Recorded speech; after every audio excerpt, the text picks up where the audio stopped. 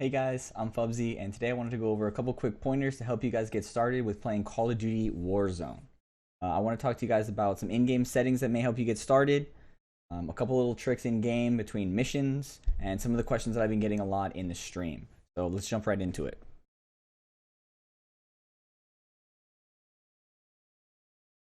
The first thing that I keep getting a lot in the stream is a lot of people are talking about, and I'm seeing it on Twitter everywhere. Everyone says that audio in this game is terrible. Footstep audio in this game is even worse than Apex. You can't even run dead silence. There's no point in it because you can't hear people walking up on you anyways.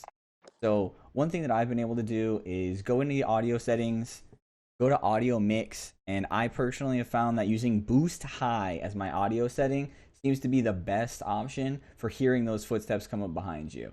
Now, boost high makes everything a little bit crazy in terms of sound in the game, so I ended up having to turn my master volume down quite a bit for the stream and Discord purposes, but adjust your master volume to whatever you guys find is best after you switch to this, but I promise you'll hear more doors opening and you'll hear more footsteps coming up behind you.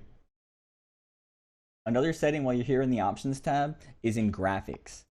A lot of times, a lot of people are talking about how the game doesn't look good, how there's blur or there's graininess on the screen. I had a lot of problems with shadows.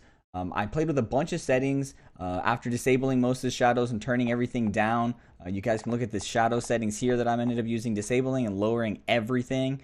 Some of these are a little bit higher for texture qualities and filters. But all the way down at the bottom, these are the ones that made the most of an impact on my game. My post-processing effects, I ended up turning anti-aliasing to 1x instead of turning it off entirely. It ended up helping with, at medium range to long range, there was a pixelation to the shadows in the game, and it ended up actually being anti-aliasing that fixed getting rid of that for me. So 1x anti-aliasing, disable depths of field, make sure that filmic strength and film grain are all the way at 0. I don't know why they exist in the game at all. I don't know why anyone would prefer to look at something blurry, but make sure that those are all the way down to 0, and then make sure that your weapon blurs are also turned off. That'll help dramatically on getting the game to look a little bit smoother and for you to be able to recognize those targets at good range. One of the questions I get very often in the stream is, what guns are good in Call of Duty Warzone? What should I be shooting? What should I be picking up? What should I be ignoring? So I just want to touch a little bit on the weapons themselves, and then maybe in future videos we'll go into specific loadouts, attachments, and builds, all those types of things that we can go for. So let's start with the guns that you find in-game, not custom loadout weapons. I believe that the MP7 and the Kar 98 is probably the best rounded weapon setup that you can run off of the guns you pick up in the game. A blue or a green MP7 sometimes gets priority from me over like a purple or a gold Bison. I don't think that the damage on the Bison is as well as some of the other ones, but the purple and gold MP5 is also a phenomenal weapon you can pick up. So running one of those two, the MP5 or the MP7 picked up as an SMG, is going to hold you down for close range and going to hold you down for medium range. The secondary option should be to switch from one of those two SMGs into, if possible, the Kar 98. There's a purple and a gold loadout for the Kar 98 designated marksman rifle is what it falls under here, but it's a sniper and it's a one-shot headshot weapon. If you can run that without ever touching a loadout, you'll be very happy with those two weapons and you'll be comfortable in any engagement at any range. When we start talking about loadouts, again, I'll touch on them much more in a later video, but for now, just know that the M4 is a very strong all-around weapon. You'll see a lot of people running it. It has the ability for long-range scopes, thermal scopes, close-range builds for faster mobility and ADS speed. So a lot of things that you can do with an M4 if you find yourself with the ability to pick one up or customize a loadout for them. The HDR sniper rifle is very good if you're looking for a sniper rifle, and we already talked about the Kar 98 as well. If you can level up a Kar 98 to get better than the ones you find in game, then building a loadout for it will be very, very beneficial. Another thing that you can do is build an MP7 or an MP5 SMG kit. So I talked about the MP5 and the MP7 in game. Once you play with those weapons enough, the MP5, the MP7, the Kar 98, you'll get them leveled up. You'll unlock a lot of attachments for them that when you come to the loadout section, you can make yourself an even better version of that weapon, better than the one in game, more customized to your liking. So find yourself those guns in game, start training with them, unlock the equipment with them, and then go ahead and start using your own custom loadouts for those weapons. In the meantime, picking up other players' M4s off the ground will help you level those up until you can build your own kits. The HDR, and then there's an AX-50 sniper rifle as well that is very, very strong if you guys like sniping. Again, I'm a big fan of the Kar 98, faster ADS speed, still a one-shot headshot. So just think about it, find what works best for you, food for thought. Another thing a lot of people don't realize is that these police stations in the game, on the very first floor, come with a ammo box inside.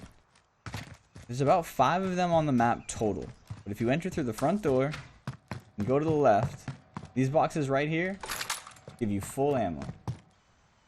There are 6 locations to find police stations in the game.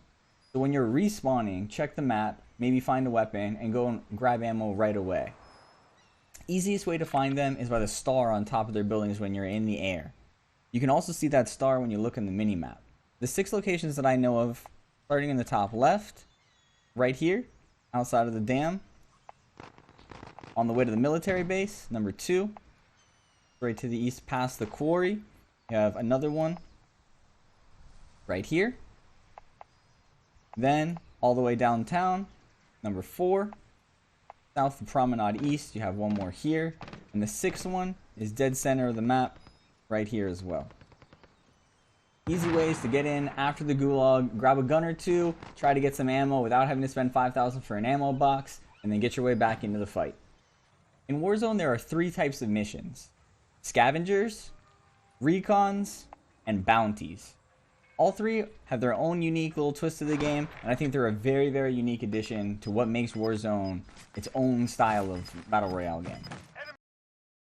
Scavenger missions are very good to pick up when you're coming out of the gulag, either alone, needing to get to gear, or needing to get some money to bring your teammates back to life.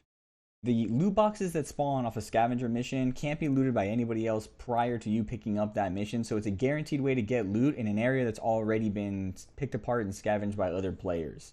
You get armor plates, weapons, a gas mask, and typically some sort of field upgrade, whether it's a cover, deployable cover, or a turret system, or stopping power. But either way, you get something out of it. Sometimes you get a munitions box, which doubles down, giving you and your teammates that you just revived full ammo on their kits. It's a very good mission to pick up, either at the beginning of the game, or when you're coming out of the gulag trying to clutch up for your team.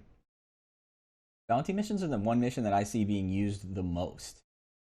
Bounty missions are great because they work both ways. Even if you don't pick one up, if your team gets targeted by a team and you're the target of a bounty, if you survive that time frame or kill the team that's hunting you, you end up getting money as well. If you're the team that's hunting, you have to track them down based on the location that they show you where the player is on your map. As you get closer, the circle gets smaller and smaller to let you know that you're close and that they're in a specific building.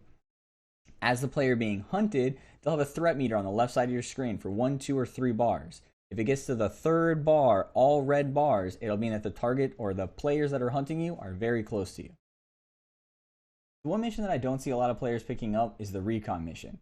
If you're the type of player that wants to rotate early, play a slow game, try to get that win, then the Recon mission is going to be your best friend. What makes Recon missions worthwhile is that once you finish the mission, it'll tell you the location of the next circle in the zone. So you can stack these. By doing multiple Recon missions, you can see where the next 2 or 3 circles are going to be closing in and give you a better idea of where endgame is going to be and what buildings you may want to be hunkered down in to try to get that W. The way that the Recon missions work is that once you've grabbed the mission, it'll pick a certain location on the map for you to go and capture. Similar to how headquarters would work in multiplayer. You run over, you stand on the location, and the bar will progress until it's captured and loot appears on the ground, the zone appears on your map. One thing you have to be careful for though is that when you get to that location, a flare gets shot up in the air, and any players in the area now know where you are and might try to come kill you. Well guys, thanks for coming through to talk about Warzone. I hope these tips help you guys get started with the game. If this goes well, hopefully I'll come out with some more things for you guys. Like I mentioned earlier, I would love to do an attachments and gun loadout video once I get to know the game a little bit better. But thank you so much for hanging out. Stay safe out there with everything going on. I'll see you soon.